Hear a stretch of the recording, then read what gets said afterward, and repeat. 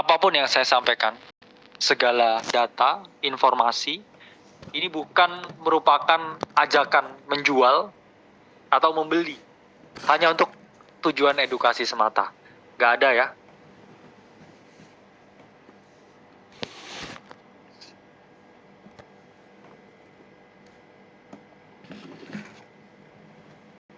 Oke, sebentar ya. Share screen-nya sedikit bermasalah. Aman? Oke, ya. Kita mulai dari awal. US Election Market Outlook. Sebuah webinar dari kami Akademi Kripto untuk teman-teman peserta webinar malam hari ini. Pertama, apapun yang saya sampaikan di sini bukan nasihat keuangan apapun. Teman-teman harus cerna informasinya, karena saya nggak tahu apa yang akan terjadi di market besok. Saya juga nggak tahu siapa yang akan menang pemilu, tapi saya akan paparkan data, fakta, dan angkanya, dan juga kecenderungan tentang outcome yang akan terjadi supaya kita bersiap-siap ya dengan posibilitas skenario yang ada di market. Nah, pertama kita masuki pembukaan, the intro. Sebenarnya kenapa sih orang kok pada ngomongin ya US election? Kenapa kok sebegitu hebohnya? Padahal kita di sini tinggal di Indonesia ya. Teman-teman yang lain juga ada mungkin yang tinggal di Tokyo, tinggal di Malaysia. Pasti bertanya, kenapa saya harus peduli dengan outcome pemilu ini? Jawabannya adalah saya bilang ini adalah crypto election. Hasil dari pemilu ini sangat mempengaruhi pergerakan harga kripto beberapa bulan sampai tahun depan. Jadi ini bagi kita ya teman-teman, para crypto boys adalah quotes on quotes ya, hidup dan mati. Ya nggak sedramatis itu, tapi memang memiliki influence yang sangat besar. Kenapa kok ini disebut sebagai ya crypto election? Pertama, kita lihat dulu sebenarnya apa sih masalah utama yang dihadapi oleh Amerika, oleh US. Ini data yang menarik sekali dari Grayscale, bahwa masalah utama yang ada di Amerika yaitu adalah inflasi. Penurunan nilai mata uang mereka menyebabkan harga barang-barang ini relatif menjadi lebih mahal. Mereka lebih sulit, daya beli menurun. Yang mana akhirnya kita datang ke problem nomor 2 ya, yaitu adalah keadaan ekonominya yang kurang baik karena adanya inflasi yang sangat tinggi. Dan sangat mengejutkan, ketiga ini adalah masalah ya penyimpangan senjata berapi ya, gun violence.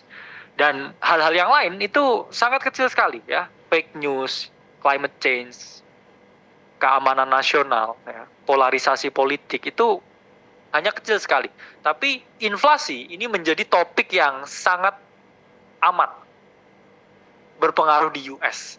Jadi bayangkan kalau kita dianggap ya di negara yang superpower, tapi harga apa-apa itu mahal. Ya, jadi orang-orang di Amerika ini berpikir bahwa inflasi ini adalah masalah utama terhadap keadaan ekonomi mereka. Ya jelas ya, kalau harga apapun itu relatif lebih tinggi, orang-orang kan akan mengurangi konsumsi mereka. Dan ketika orang-orang mengurangi konsumsi mereka, roda ekonomi ini tidak bisa berjalan.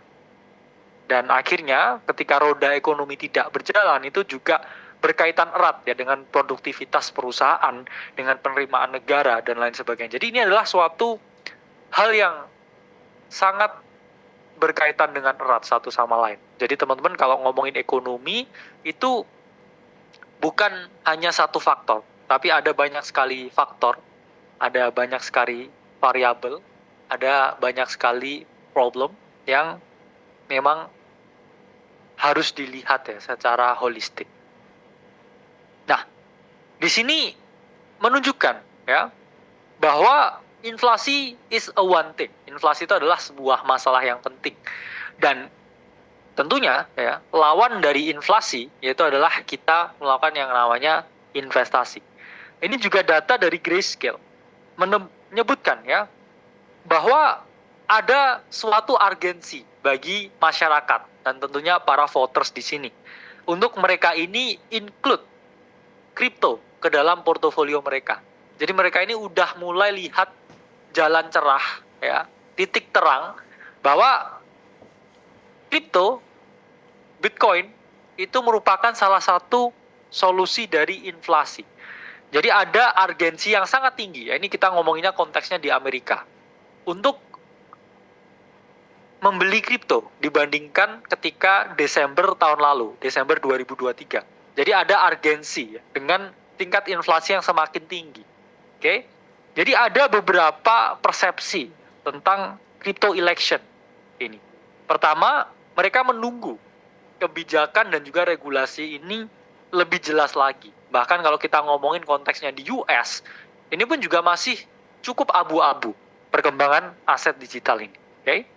Kedua, di keadaan masa depan, mereka ini juga ingin include ya kripto ini ke dalam portofolio mereka. Oke?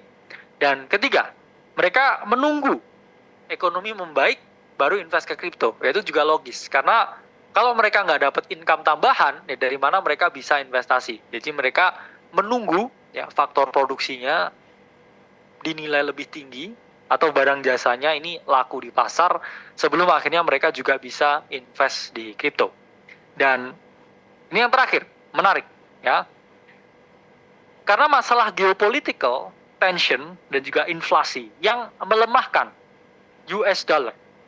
Jadinya saya harus lebih melihat kripto sebagai suatu alternatif aset untuk stabilitas. Jadi ini adalah hal-hal yang dirasakan orang-orang di Amerika, yang mana kita tahu orang-orang di Amerika ini well educated. Ya. Saya nggak tahu nilainya secara pasti, tapi saya yakin jauh lebih tinggi dibandingkan di negara-negara Asia.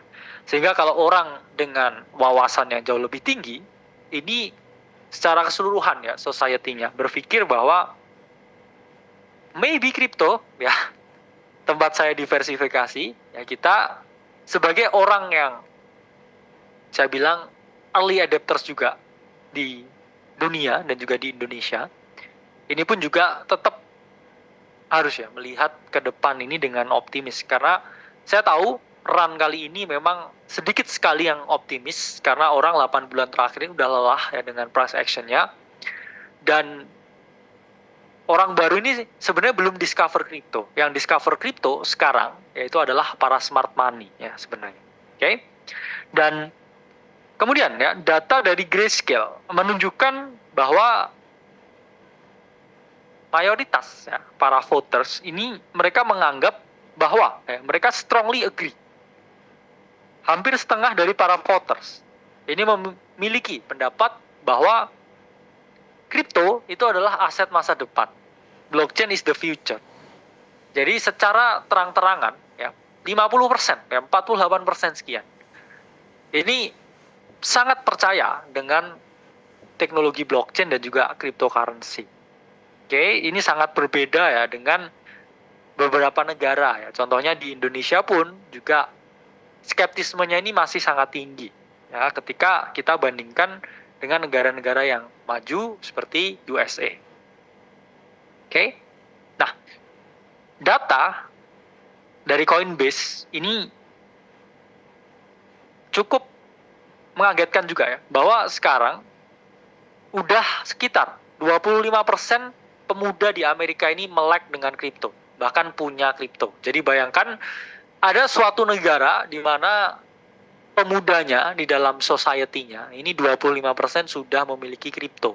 Teman-teman bisa membayangkan seberapa banyaknya ya pemuda di Amerika ini udah paham kripto. Saya yakin ini pun jumlahnya ya sangat sedikit ketika kita bandingkan dengan Indonesia. Sehingga dari 25% pemuda di Amerika, ini saya udah hitung data dan statistiknya, ini kurang lebih adalah 19 juta pemuda. Yang mana 19 juta pemuda ini itu adalah investor cryptocurrency dan mereka siap untuk melakukan yang namanya voting ya. Jadi hasil dari pemilu ini sangat ditentukan ya oleh crypto owners di Amerika. Dan di sini data lagi dari Coinbase, 40% dari pemilih yang sah, 25%-nya ini punya kripto. Dan dari 25% yang punya kripto, 51%-nya ini hanya akan memilih calon yang pro kripto. Dan saya udah lakukan kalkulasi, ada 9,6 juta pemilih yang akan condong ke kandidat yang pro kripto. Oke. Jadi udah jelas 9,6 juta ini mereka hanya akan vote ke satu paslon yang mana dia ini ya dianggap pro kripto. Oke. Sebelum kita lanjut secara dalam, saya ingin menjelaskan bahwa sistem konstitusi dan demokrasi di Amerika Serikat itu mirip dengan Indonesia ya. Ada presiden dan juga ada kongres. Kalau di Indonesia, kongres itu seperti DPR, teman-teman ya. Jadi ada istana negara ya, kemudian ada gedung MPR yang mana DPR itu membuat undang-undang dan juga mengawasi ya kebijakan presiden. Di USA itu juga sama ya. Ada presiden di White House dan juga ada kongres, yaitu adalah DPR. Yang mana ini diisi oleh dua partai ya, Demokrat dan juga Republikan pasti. Hasil yang ada ya dari performa US stock market atau S&P 500 yang pasti ya mempengaruhi pergerakan harga dari Bitcoin itu selalu dipengaruhi oleh dua faktor ya. Satu, siapa yang jadi presidennya, dari partai mana ya, biru atau merah. Dan yang kedua, siapa yang pegang DPR-nya atau MPR-nya. Oke. Nah, pertama, kalau dari biru ya yang jadi ya mungkin saya nggak boleh sebut ini ya partainya. Kalau biru yang jadi presiden dan semua kongres itu dikuasai ya oleh biru juga. Outcome-nya ini one party ya. Bayangkan kalau presidennya dari satu partai dan semua ya kongresnya juga dari satu partai. Itu justru return-nya kurang oke ya berdasarkan sejarah. Hanya 2,2% ya. Average 3 month return ya. Ketika setelah pelantikan itu terjadi ya. Tapi kalau biru dan merah ya, ini outcome-nya justru terbagi dan menghasilkan outcome yang jauh lebih bagus, 3,85%.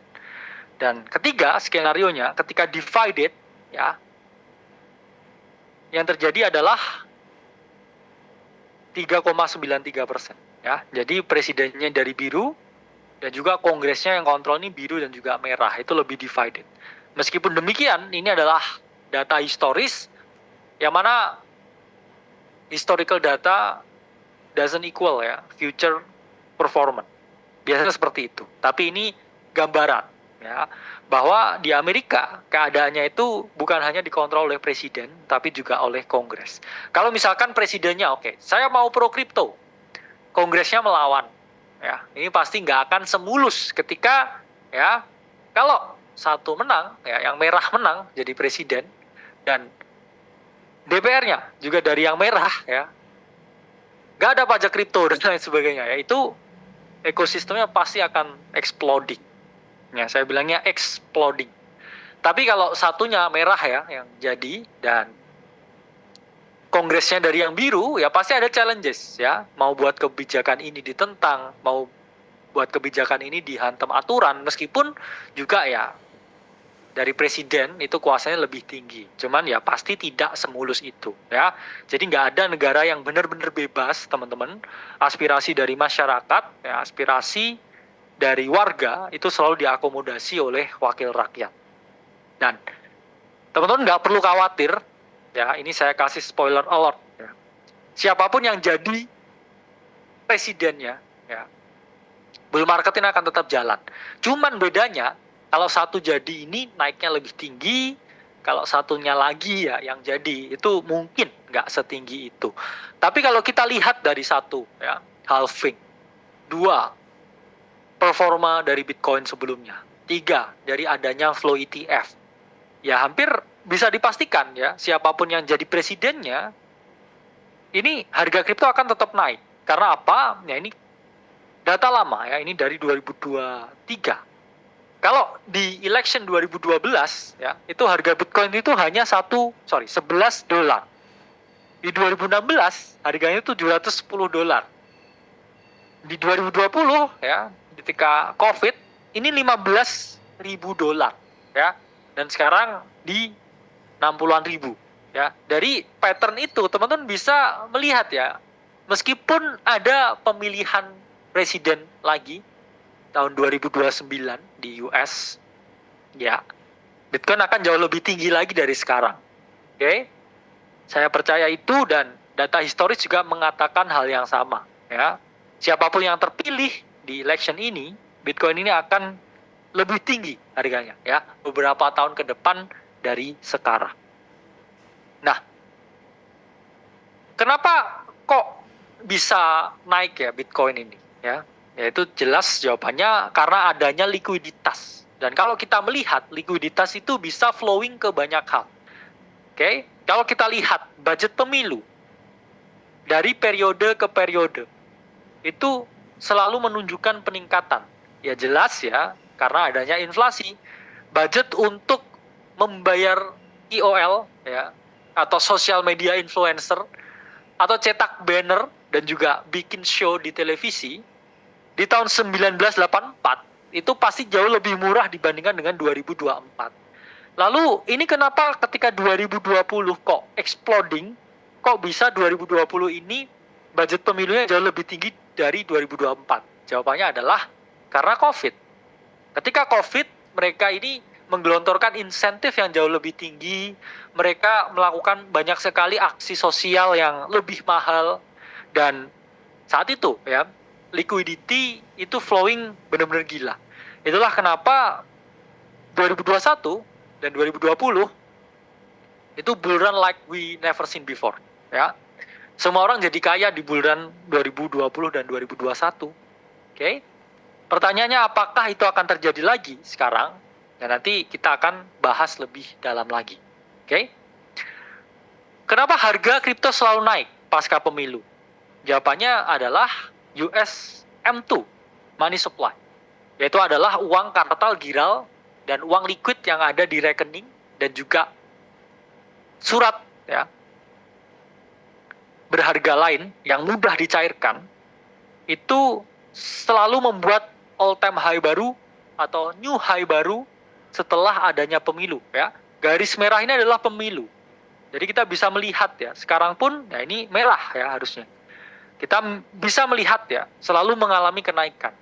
Ini kita sebut juga dengan cheap money. Kenapa disebut dengan cheap money? Karena, ya sorry to say, uang fiat itu diprint dari angin. Karena nggak ada kolateral apapun. Tidak di-back oleh aset apapun. Jadi mereka bisa create fiat out of thin air dan boom, ya, dimasukkan ke pasar keuangan untuk membeli saham, untuk membeli obligasi, untuk membeli surat utang, dan kemudian pasti juga bisa untuk membeli kripto. Nah, kenapa saya juga yakin harga dari Bitcoin terutama ini akan jauh lebih tinggi lagi setahun ke depan despite apapun hasil pemilunya, karena stablecoin itu terus membuat yang namanya new all time high. Valuasi dari stablecoin, kamu beli kripto, kamu beli Bitcoin, itu kamu harus membeli yang namanya stablecoin. Dan stablecoin itu adalah perwujudan ya dari fiat di dalam kripto. Yang mana saat ini valuasi dari total stablecoins market cap itu di 172 billion. Oke? Dan 69%, hampir 70% itu semuanya adalah USDT. Jadi teman-teman bisa bayangkan bahwa sekarang USDT itu ditambah dengan sangat banyak jumlahnya. Ya, USDT itu perusahaannya menambah pegawainya sampai 50%. Padahal kita tahu ya, Paulo itu orang yang sangat lean dengan operasinya. he knows something bahwa bulan kali ini ya akan butuh banyak sekali stablecoin. Protokolnya ini too big to fail, dan saya udah beberapa kali jelasin ke teman-teman, kalau ada foot dari Tether, oke, itu adalah bottom signal yang harus teman-teman perhatikan. Jadi saya percaya dengan Tether, ya, saya percaya dengan USDT, meskipun not fully transparent, ya, mungkin cuma blind trust saja, ya, tapi protokolnya ini udah berkali-kali kena yang namanya pressure test dan juga nggak habis, ya, nggak downfall. Jadi sebelum ini, ya, kalau USDT downfall, saya yakin semua market cap dari stablecoin juga akan downfall. Semua stablecoin akan drop. Kenapa? Karena 70%-nya itu adalah USDT. Gimana kalau valuasinya 70%-nya ini drop, ya semua akan turun. Logikanya sama seperti Bitcoin. Bitcoin itu ya dominasinya sampai 60%. Kalau Bitcoin turun ya 30% dari sini, ya apalagi yang lain. Ya kan logikanya seperti itu. Ya. Jadi never pray for USDT falls, karena itu akan bring falls to USDC, USDD, USDE, BUSD dan lain sebagainya, ya. Dan secara tipikal market itu volume selalu spiking, terutama di financial market menjelang election. Oke. Data dari PMFA menunjukkan VIX atau volatility index ini selalu spiking. Oke, itulah kenapa kita lihat Bitcoin ini udah mencoba menyongsong all time high, ya, di minggu menjelang pemilu. Dan saya pun juga nggak enak juga ya feelingnya. Maka dari itu kita post ya tentang possibility dari adanya ya market crash karena over leverage in the system. Karena volatility yang sangat tinggi itu hanya di-hype oleh leverage, bukan oleh spot buy atau ETF. Dan ini juga data dari 2020. Sebulan sebelum election di 2020, ya, hanya 28% volume yang diperdagangkan. Tapi itu meningkat ya menjadi 42% di minggu election. Dan kemudian ya di 3 November 2020 hari election, hari ini di 2020 ya, itu peaking ya, volatility yang sangat tinggi. Kita udah melihat ya US stock market dengan sell off-nya menjelang pemilu. Nanti akan saya jelaskan juga mengapa sell off. Oke. Itu adalah banyaknya spekulan yang ingin memposisikan diri. Ya, itu yang terjadi sekarang. Dan kalau kita lihat, ini juga data dari Bitcoin di 2020.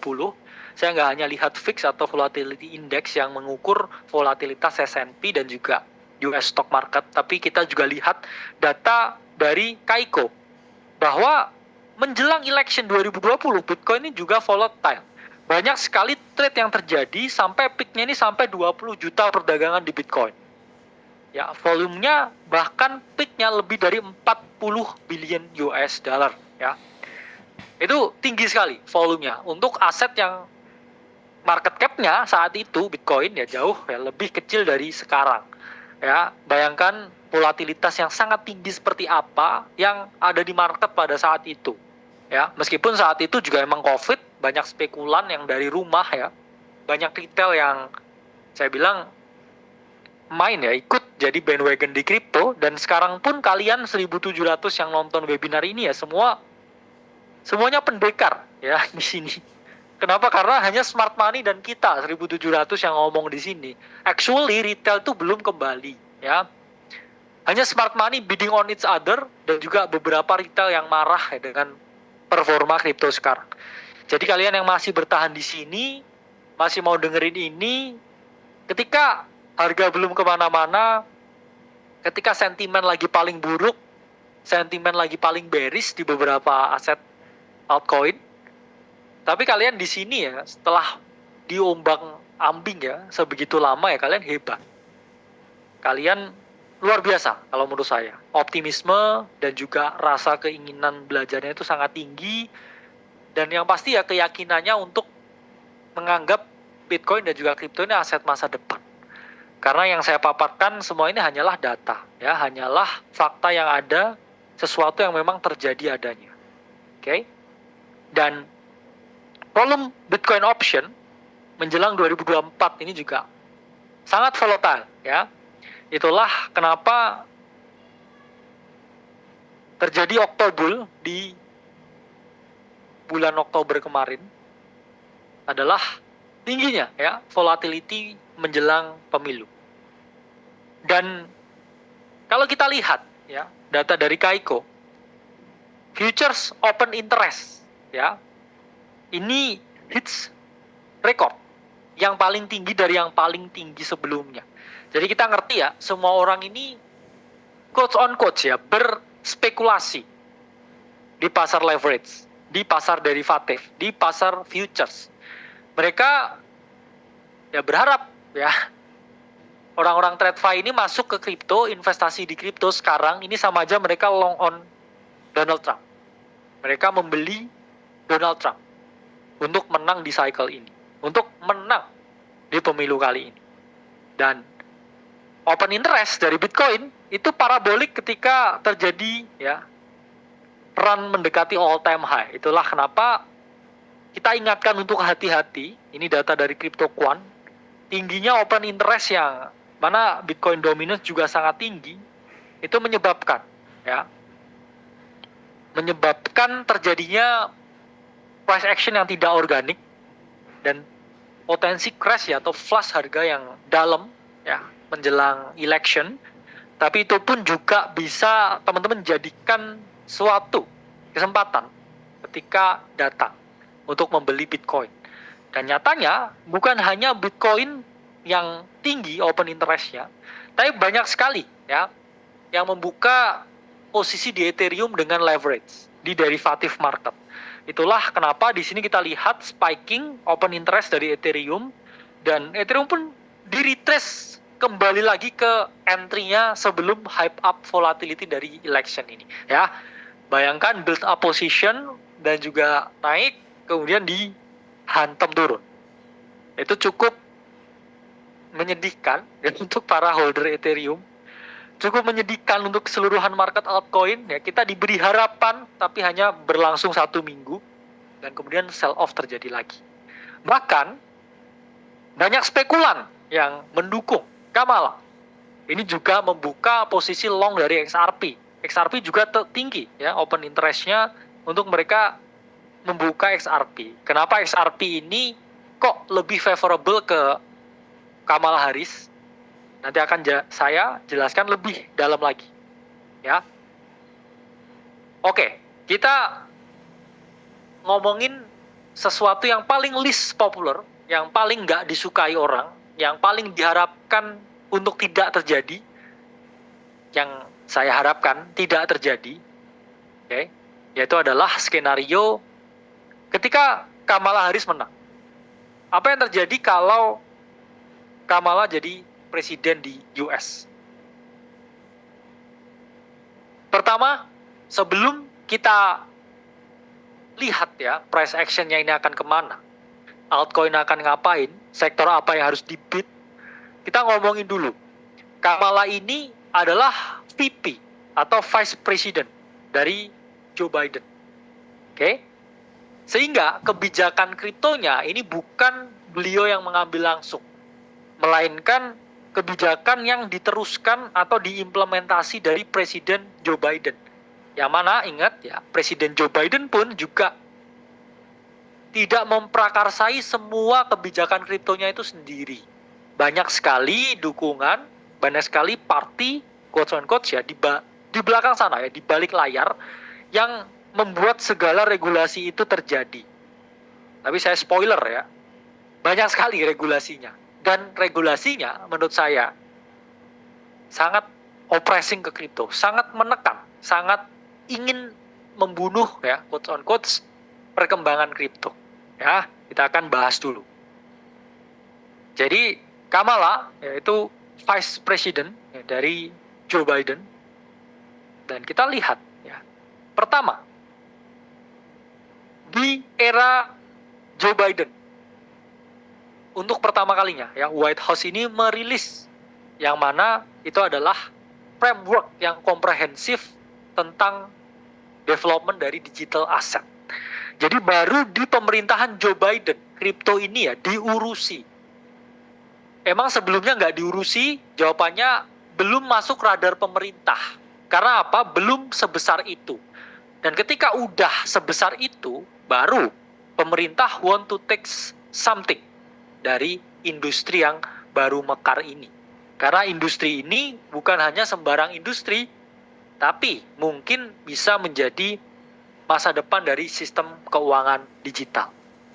Jadi awalnya kripto ini 2013 hanya PVP ya, player and player, kemudian player and institution, jadi baru player and government, di mana government ini akhirnya ya 16 September 2022. Oke. Itu tepat di mana teman-teman? Itu tepat di bottomnya bear market. Jadi mereka lihat nih ya, kripto down ya 70%, terus banyak orang yang udah teriak-teriak, baru presiden ini buat ya yang namanya kebijakan ya untuk memitigasi, oke, supaya tidak ada ya quotes on quotes korban yang merasa oke saya beli kripto terus rugi. Itu barulah muncul kebijakan ini ya, tepat di bottomnya bear market. Setelah itu apa? Market rally ya. Jadi selalu outrun ya, ini mungkin bottom signal ya, bottom call waktu itu yang harus teman-teman perhatikan juga.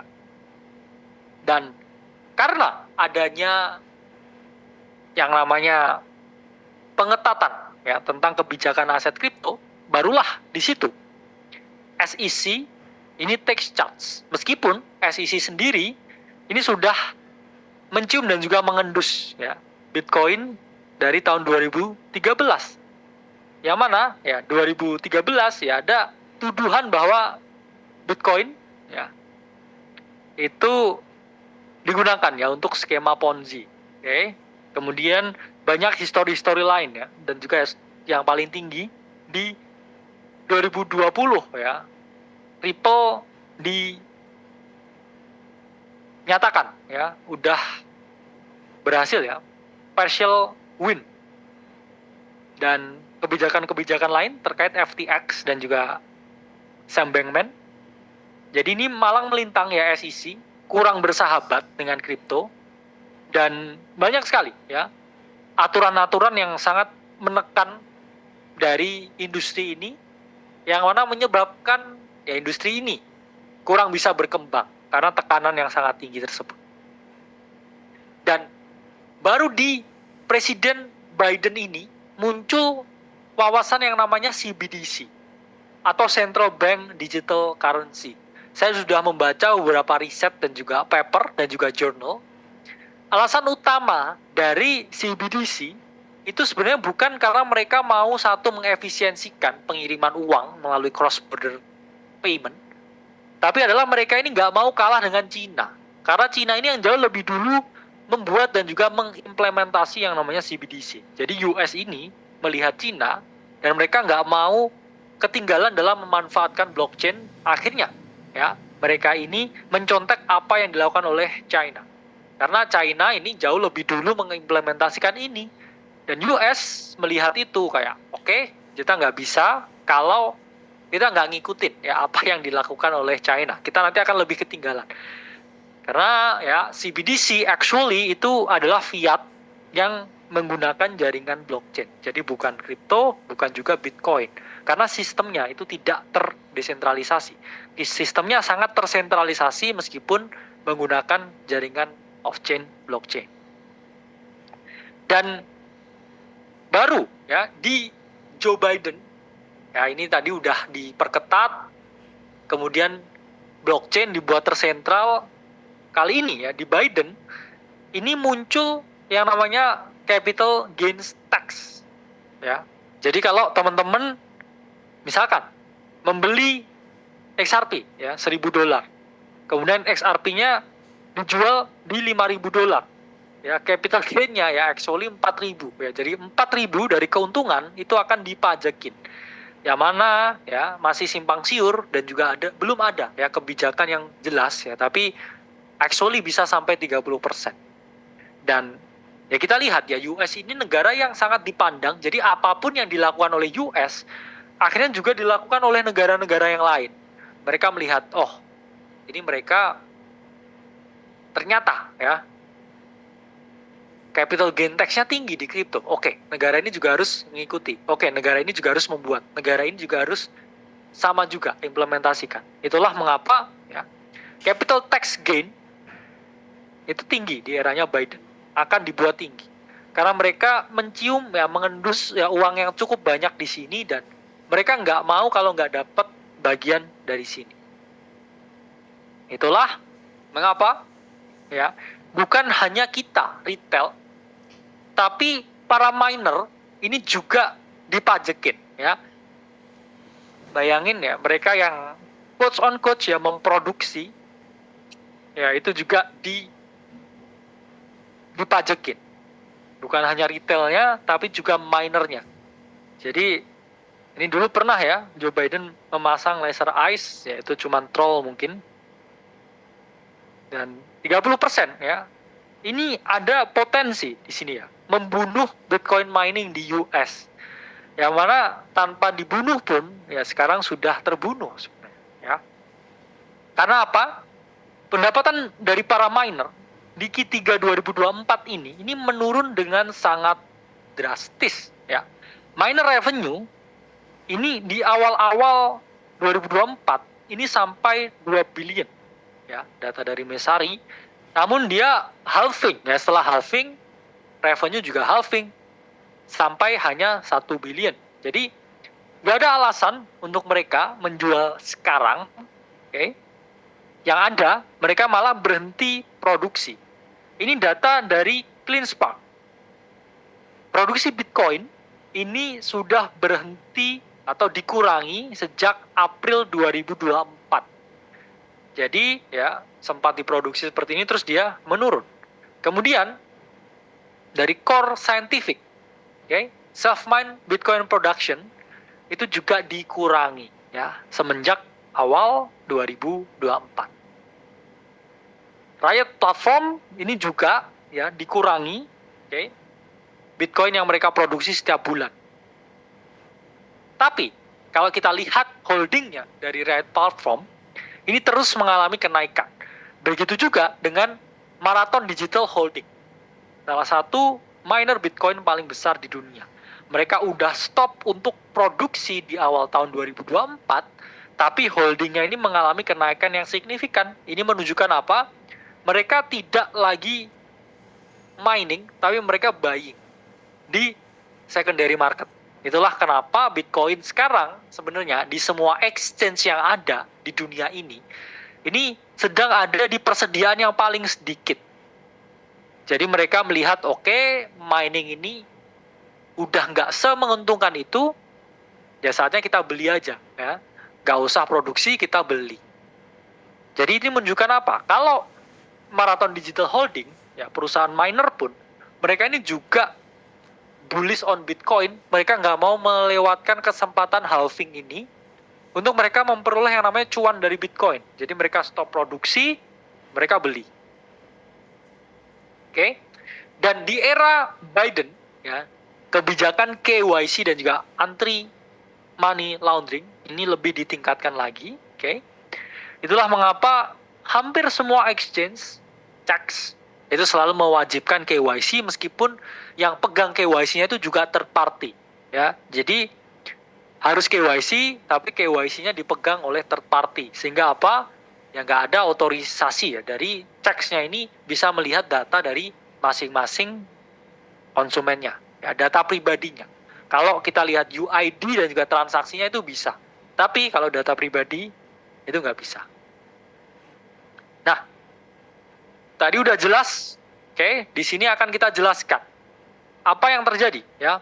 What happened ketika si cewek ini yang menang, ketika Kamala Harris yang menang. Satu, ada potensi sell off, reactionary sell off dari berita ini, ya. Misalkan oke, Harris memimpin polling, ada potensi market sell off, yang mana udah kita lihat ya hari ini. Oke. Nah, ada potensi apa? Ini pun juga bisa salah. Tapi saya bilang area ini tidak oke ya memang. Bitcoin at resistance. Dan ketika Kamala menang dan market mengalami yang namanya reactionary sell off, ya immediate sell off, ya. Semua klik sell, semua klik short, itu ada potensi Bitcoin retest ya sampai ke low 60k lagi. Karena ini area of value yang important, ya ini all time high. Kemudian stokastiknya di weekly chart ini sudah peaking out, ya udah di area yang paling tinggi. Dan actually 62k ya region ini juga area equilibriumnya ya, dynamic EMA-nya dan retest wedge-nya ini, sehingga bisa salah tapi juga bisa terjadi. Kalau Kamala yang menang, saya melihat sell off dulu ya ke low 60k, baru setelah itu market ini menyadari kalau oke, ngapain ya saya jual ya. Jadi misalkan ya, karena kan Kamala ini face-nya, image-nya ini kurang pro crypto. Tapi kalau Donald Trump ini sangat pro crypto. Jadi yang terjadi di market adalah, Kamala menang, sell, ya. Kemudian drop ke 60k. Lalu ketika di 60k, para smart money ini ya menyadari kalau kenapa saya harus jual, ya. Ya udah mereka beli. Mana Digital Holding ya, salah satu miner Bitcoin terbesar, beli. Michael Saylor lihat dips itu oke, beli. BlackRock ya, beli. Grayscale dan lain sebagainya beli. Jadi market akan menyadari bahwa ngapain ya kita jual? Ini kan tahun halving. Ya udah, ini waktunya kita positioning lagi dan market cool off sejenak, ya, konsolidasi, baru dia run up lagi. Cuman ya, saya yakin run up-nya kalau Kamala yang menang, Bitcoin at least targetnya itu hanya di 100.000. Hanya pun di 100.000 juga lumayan oke juga ya. Tapi nggak se-euforia kalau seperti yang satunya menang. Jadi rally akan tetap terjadi, breakout dari range ini I believe ya akan terjadi. Saya tidak bias karena saya punya Bitcoin, tapi saya melihatnya itu berdasarkan 4-year cycle, berdasarkan flow ETF, berdasarkan kepentingan dari para smart money sekarang, ya, berdasarkan dengan apa yang udah terjadi. Karena kripto itu too big to fail, dan teman-teman lihat tadi ya, ada puluhan juta owner kripto di US, dan kripto ini global market, ya. Jadi nggak hanya US yang bisa bidding. Kalau misalkan US ini, US anti kripto, ya siapa yang beli Bitcoin? Ya Cina, Rusia, bahkan Korea Utara ini sangat melek sekali dengan kripto, ya. Jadi Kamala is a one thing, is a one variable, tapi 4-year cycle saya rasa akan tetap terjadi. Ya itu pendapat saya pribadi. Oke. Dan kedua, mungkin ya altcoin season itu tidak terlalu euforia, ya naik tanpa euforia. Ya, kita ngomong naik tapi nggak seperti alt season di tahun 2021. Saya berkali-kali bilang kalau ini run up-nya alt season, altcoin ini memang nggak se-euforia tahun 2021. 2021 was something else. Dengan adanya COVID, dan semua orang di rumah, dan semua orang pegang HP, semua orang jadi trader kripto pada saat itu. Tapi, ya, ada dua skenario yang bisa saya lihat di sini. Pertama, saya akan menjelaskan, ya ini kuning ini adalah Bitcoin halving. Bitcoin dominance itu datanya ya, drop kurang lebih 200 hari setelah Bitcoin halving. Yang mana harusnya sekarang sampai akhir tahun ini, Bitcoin dominance ini sudah top out di angka 60%. Harusnya ada spiking dikit ya setelah pemilu, dia baru drop dan juga altcoin baru bisa rally. Nah, ini skenario A. Tapi skenario B, ini yang paling buruk, kalau ini area 60%, ini break, ada chance Bitcoin ini ke 70%. Yang mana ya altcoin nggak akan naik euforia, kita hanya trading naratif to naratif yang ya kadang dis.meme, oke? Tapi smart money akan terus bidding Bitcoin. Jadi ini hanya smart money melawan smart money yang lain memperebutkan Bitcoin di tengah balutan ETF dan juga gold ya yang keep on parabolic dan making new all time high. Jadi naratifnya sangat didorong oleh kenaikan Bitcoin only. ya. Jadi ada chance ripping up ke 70%, baru top out setelah itu, ya. Dan ini dua skenario yang harus kita perhatikan. Apa yang saya harapkan ya, saya harapkan A. Saya berharap ya kenaikan Bitcoin oke ke 100.000, tapi ya altcoin pun juga harus dikasih rally. Karena bukan saya bias karena saya punya altcoin, tapi secara siklus drop dari Bitcoin dominance itu selalu terjadi 231 hari setelah halving. Ya, kuning ini halving, ini drop. Oke, di 2017-2018. Kuning ini lagi ya drop di 2020-2021. Kuning ini lagi drop, oke, di 2024-2025. Nah, kalau skenario A, altcoin ini kira-kira rally sampai seberapa jauh? Ya. Pertama, kita lihat tadi ya, data 230 hari, 210 hari, kurang lebih 200 hari setelah halving. Itu nggak oke kalau kita hanya lihat Bitcoin dominance, tapi kita juga lihat total 3, ya. Kapitalisasi market di luar Bitcoin dan juga Ethereum. Kalau kita lihat ya, 210 hari setelah halving, total 3 ini rally. Dan harusnya mendekati akhir-akhir tahun ini adalah 210 hari setelah halving. Ya, same pattern, ya, masih konsolidasi. Kalau kita lihat peak-nya altcoin di tahun 2021 itu hanya sekitar 1 triliun US dollar.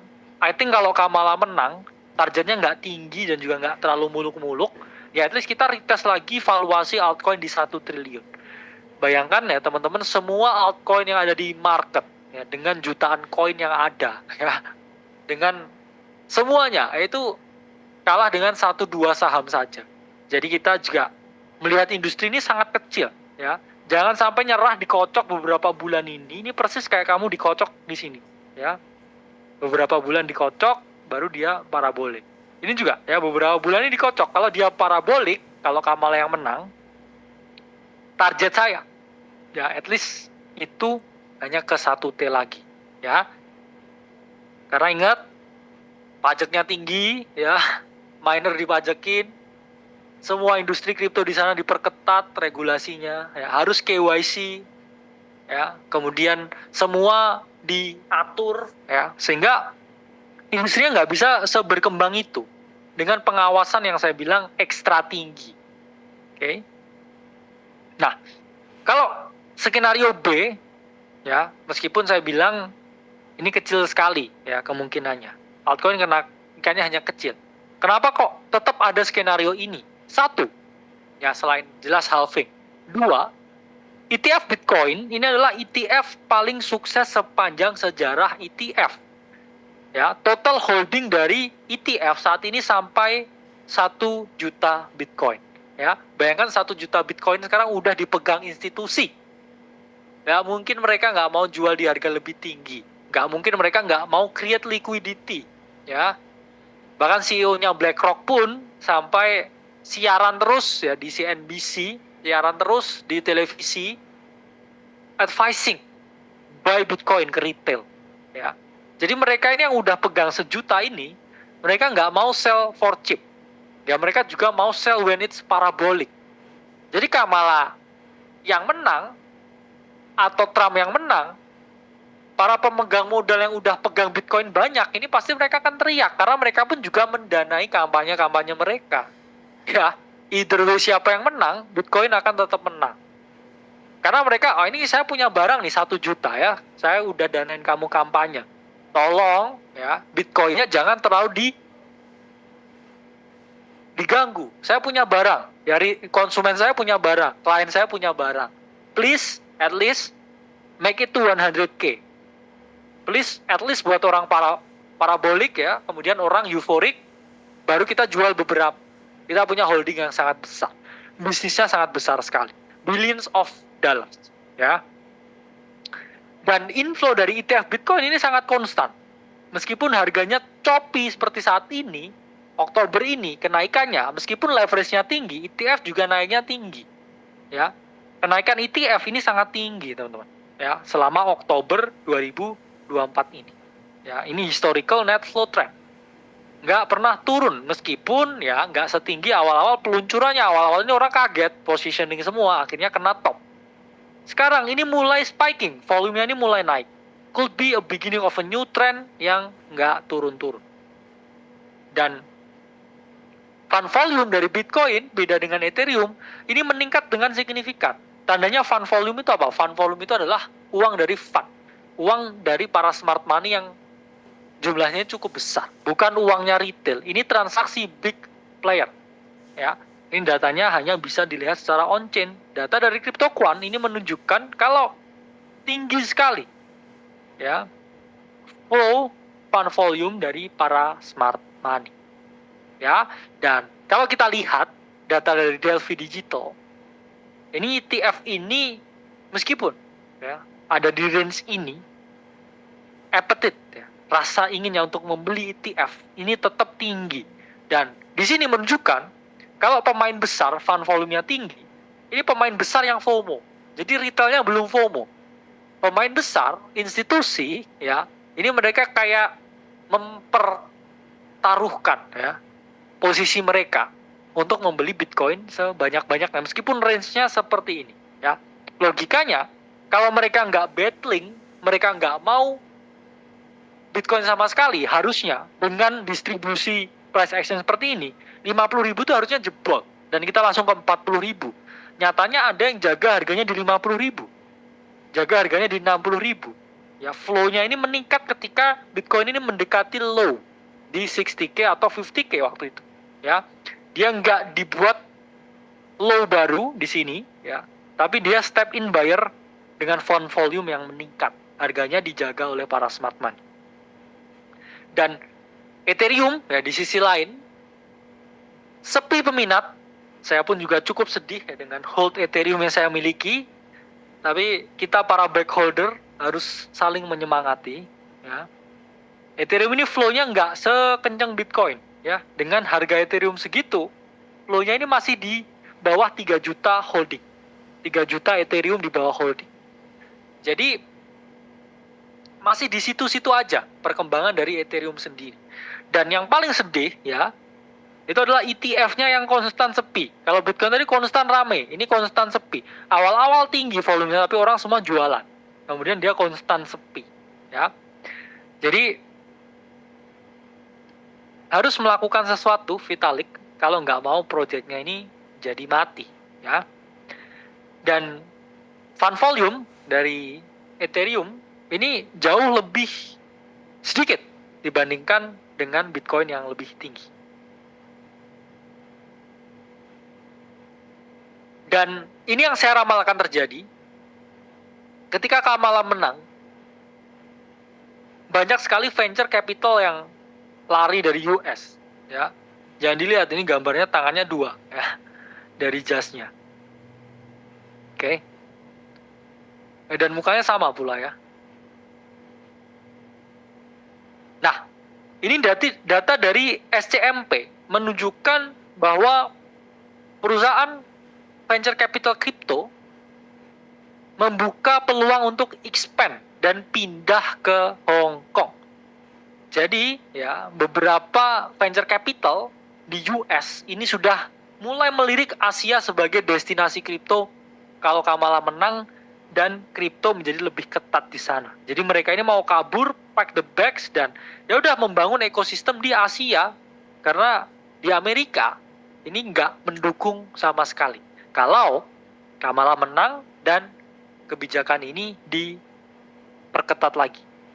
Perkembangan aset digital dan juga cryptocurrency. Nah, data menunjukkan kalau top 50 crypto firm di dunia ini didominasi oleh US, terutama di San Francisco. 45,2% data dari Fintech News menunjukkan bahwa kripto ya global itu ada di San Francisco dan ada di US.